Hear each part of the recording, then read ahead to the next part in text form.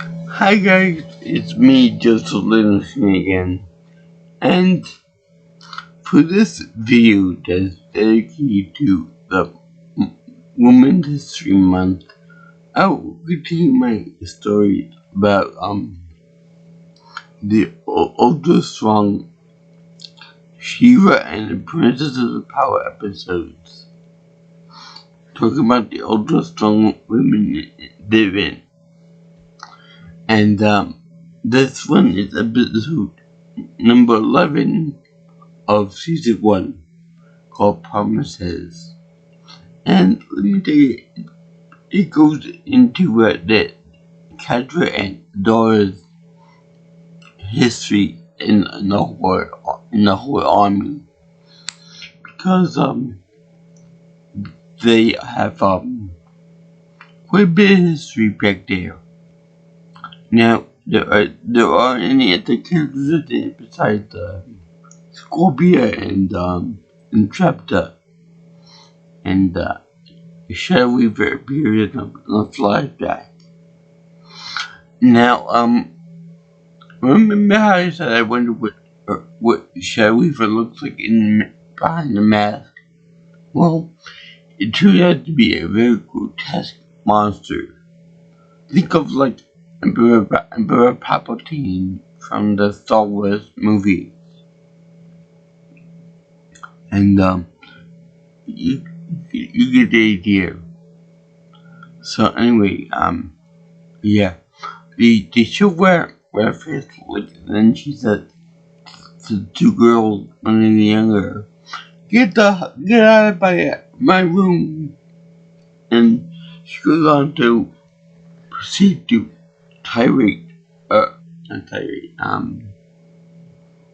yell at young Catra, although it was the daughter's idea to go into the room, but she blamed Catra for everything. If they would problem with both of them together, she would come down harder on Catra, even if it wasn't her fault.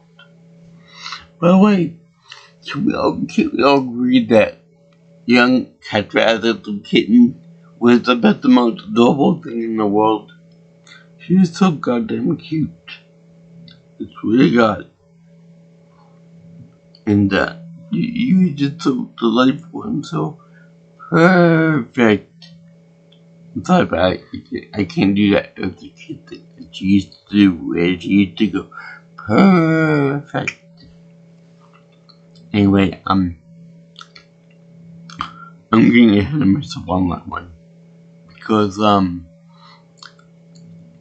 this continues on with the whole Dora finding a way and had to cut along behind her back and stuff, and sneaking around like a cat.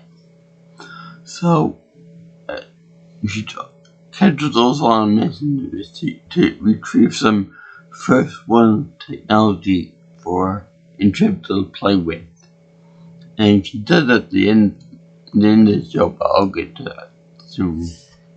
So anyway, you see the girls go in to find out about Blood Hope, fighting about like Dora's past and her Shiva's past and her her connection to the powers. She got to understand the powers, which is pretty good to know about the powers. So what happens is that she had transformed into Shiva to gain access to the computer, because the Light Hope computer access denied, user not found. So she had to transform into the user. Now it's kind of funny that Adora is Shiva, but with a little power added to it. So she should have the DNA of Shiva. in his body.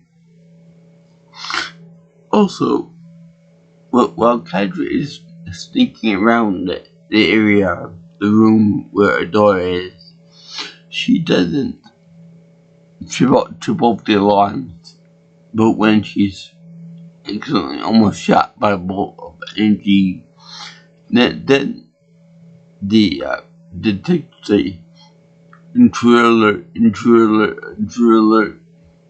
You would think that the computer systems would be able to detect Catra in there, even though she's being quiet and stuff.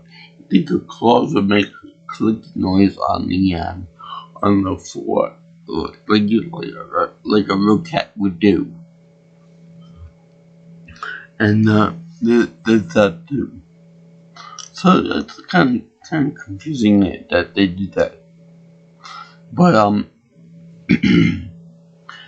they also have a little hologram there, like in the other episode.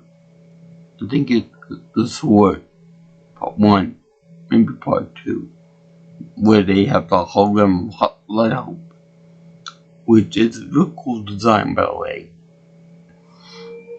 But then they go into like a, you know, in the X-Men they have like a danger room to have like the X-Men like trains and stuff, you know, become more powerful and hone their skills and stuff like that.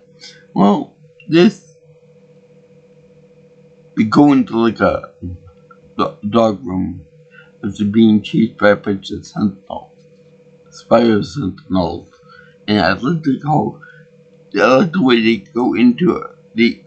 The room starts closing the door behind them. So it's weird that they do that. And then they show like these red glowing eyes and doors are open. Be an army of sentinels to kill them with spider tanks. And it's very, very cool.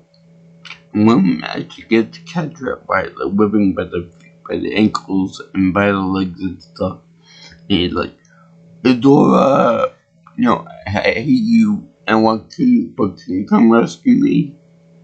Now, Kendra being dragged away by this bot, and we think that he's going to kill her until she claws out of the webbing, and then rips out its eyeballs, and then rips out the brain of it, you know, the computer brain of it, the CPU.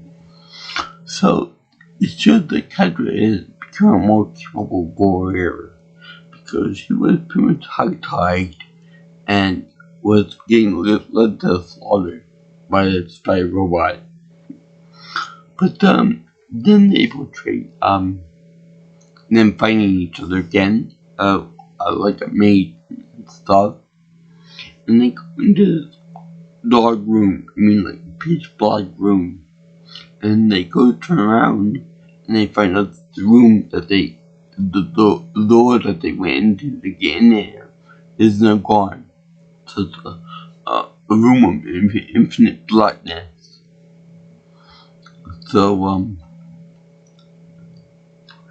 then they end up trying to go through like a training program, like a training simulation, like in the danger room. But the only problem is that this danger room is more of a memory type thing, where they have all the horde soldiers, all the B squad people training against and doing the combat, you know, with the big baton sticks like in the show American Gladiator. You guys probably a lot old enough to find out that reference, but I'm old enough to know what that is. So that you young whippersnappers, even then, I was still very young when that show came out. So I'm just on the bare edge of that. I don't know what the show is, but still. Anyway, they show it like that, and then they do the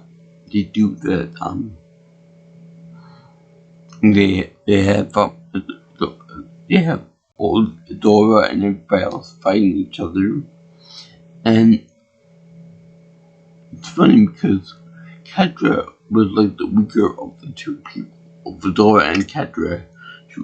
Dora was the first best soldier, and and Kedra was a cute little soldier, but second best.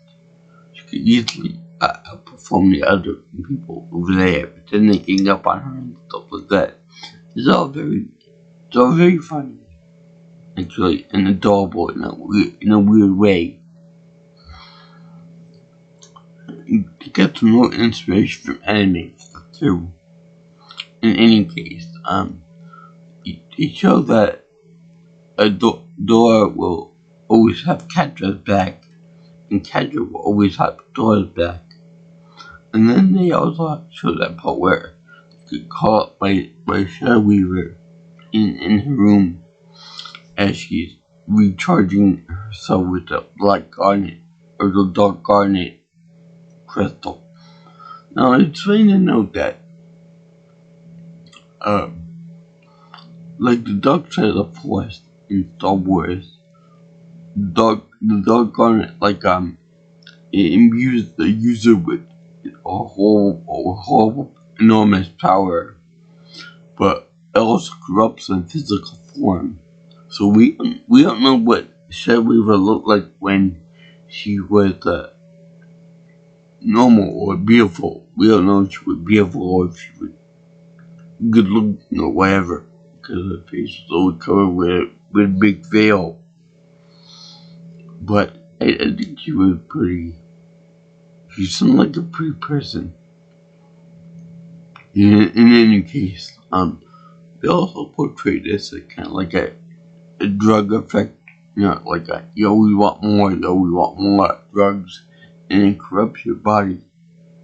It corrupts your mind too, to the point that you physically can't survive without it. Much like Shadow Weaver and the Dark Crystal thing, it's kind of a lesson in drugs for the young girls, the girls and boys that watch this show. That if you find something that's bad for you and you keep going into it, you're eventually going to be corrupted. They did that with cocaine, heroin, and other horrible drugs too. So it shows that she's very much an addict to this dark power crystal. And I think that by the end of the show, I think she ends up making a 180 and she gets redeemed somehow. And she receives the right detox treatment. But anyway, they show her, go away and stuff.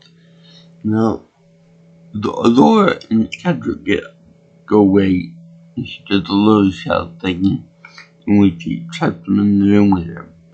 But she lets the door go, and she's extra harsh on Kendra, which I don't believe it's right, but still, it's her favorite girl to pick on.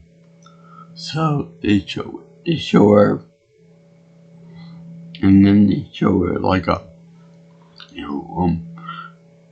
I get you back if you got my back. I promise that we have you back. So I guess that's where the promise comes from. I don't think that the word "the promise," I promise, comes into this, but it does in a figurative way of saying it.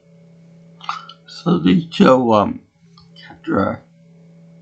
They always keep cutting back and forth between when they're babies and when they're children and when they're teenagers and whatnot, which is really cool because they have them speaking in the voice of adults, but with wild children and vice versa. Children and adult bodies. It's like kind of cool. It's like they're mirroring exactly what they said and what they did during that time. Really cool. So, then what happened is that they, at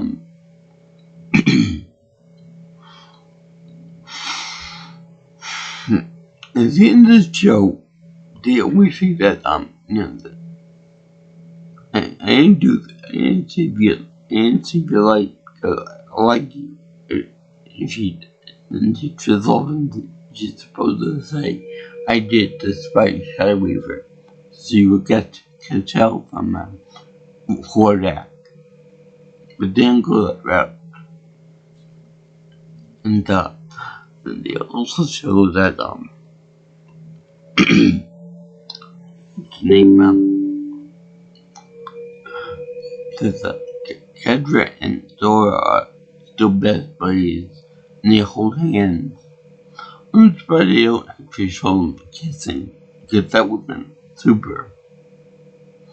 But I think later on, I think the last episode they actually do show them kissing. So then they show them they show them as adults, and Kedra is like, wait a minute, without you around, there's no way of holding back. So what happens is that Dora ends up tripping over something and then going over a cliff and just barely saving herself. I'll hold on to something. Now Kedra, the Dora, I wish I could got ready sooner. That way no one will be there to hold me back. And she has this look in her eyes, which is too difficult by the way. I like that. Where she's like has like a little bit of madness in her eyes. So that's cool. But they show like that and then she cuts away with a sword. And Laura falls and cries and then grabs a cliff face, a rock from the cliff, which wasn't there before. And she closes her eyes and then Kedra throws the sword over the edge. It falls down and it goes collect on the floor. Consider that there is a floor to this cave system. Now, in theory, I think that if Dora had let go of the rock, she would have just fallen a little bit ways.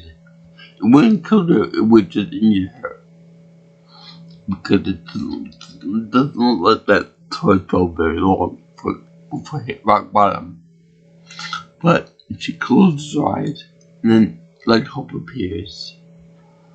A hologram, of course. And she says, let go, Dora. Let go.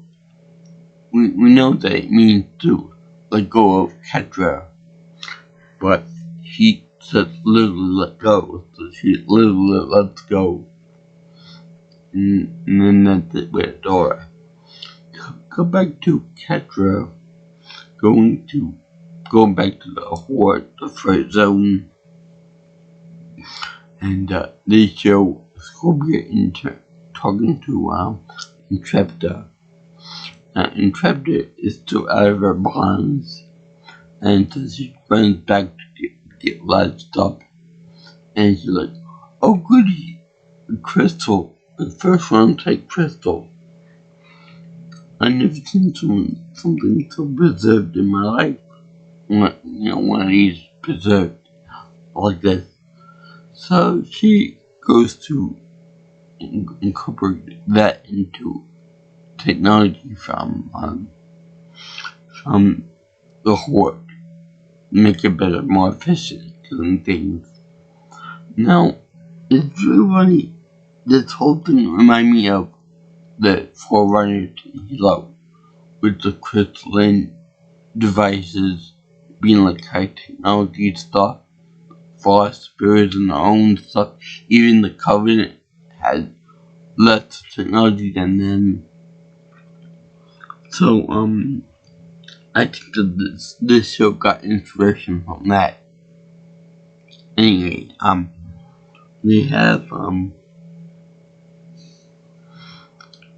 Scorpio talking with Kendra a little bit too close for my taste. To the point that she looks like she's about to kiss her or lick her. Now, Kendra says personal space, and she's alright. Kendra turns around and is in chapter, the same distance away. Now, one thing I forgot to mention about in chapter, she has like a fire, like a welding visor that she goes over her head. It's full of like bright red lights, which I love the look of that. It looks like one of those superheroes in like a suit, like Iron Man or Batman or something like that. And it's really cool because also Spider-Man, in which the eyes on the suit are much bigger than the actual real eyes, and that's cool. So then Incepta puts her hair up into the lock too, and then she said, "Oh, thank you for the chip. You know, your BFF, Dora," which, yeah, they were BFFs, left you behind, and they left me behind, and they left Scorpio behind. So that's how they. I never made a friend except for Emily, the little cyborg robot there. So that's episode 11 of the She-Ra Princess of Power. The episode called Promises. And I enjoy it. It was a good episode.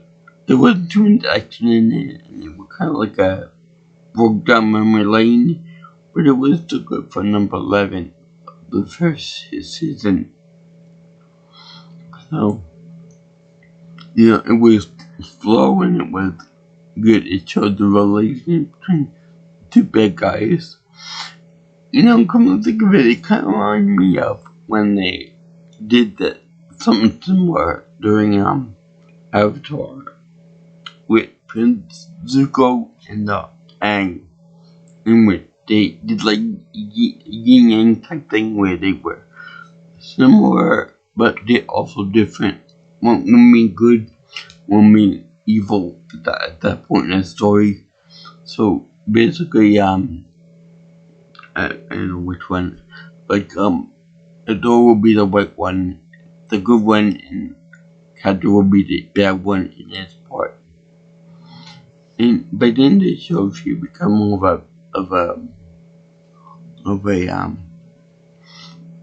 anti-hero one and a bad guy, a pure bad guy, because I think she helps the good guy in the end.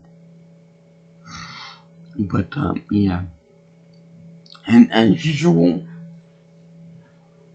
I give this episode my patented happy face seal of approval, because I like the way it delves into Kendra and Adora's BFF relationship, and the fact that, you know, that it was pretty much romantic at that point, although they were just little kittens at that time. She's just so adorable.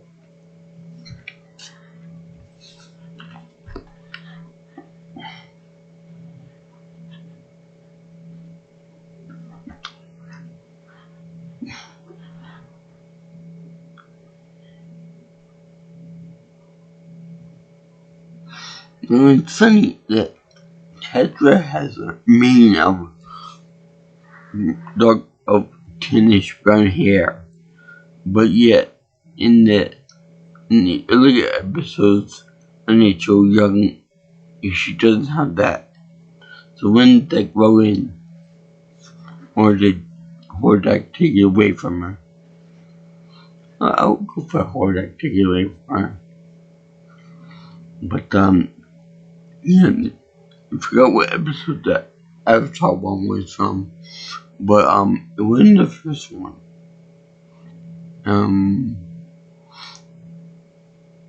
Basically it showed that Aang was more or less the same as Zuko. But I'll get into that when I cover the Avatar cartoon show. Great TV show. I highly recommend it. But yeah, thank you for watching this episode. This video on the episode promises the 11th one in the first season of She-Ra, Princesses of Power. Oh yeah, by the way, they also do a thing with Frosty,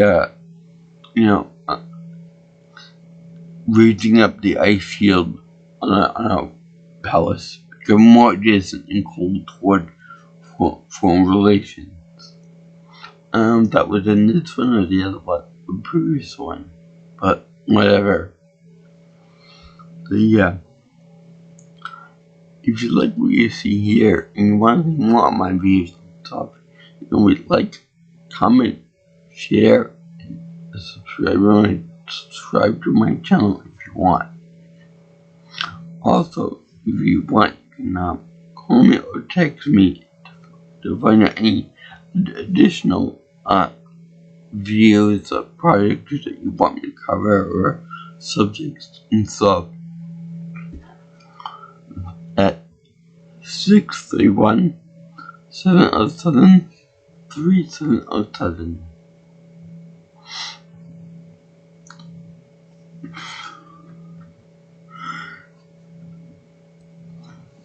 You can follow me on Twitter at PMilsonPro, or X if you prefer. And if you want, you can always reach me on my email address at jjsviewingchannel@gmail.com. So, I've salute anyone who likes this show. I like anyone who's Team Kedra or Team Adora She-Ra. I wish they could talk with the other characters they did too, like Hordak and all that. But you can't have everything, can you? Plus some other fresh ones, avatars would be nice too, like who is Lighthope's boss, who's his superior. Anyway,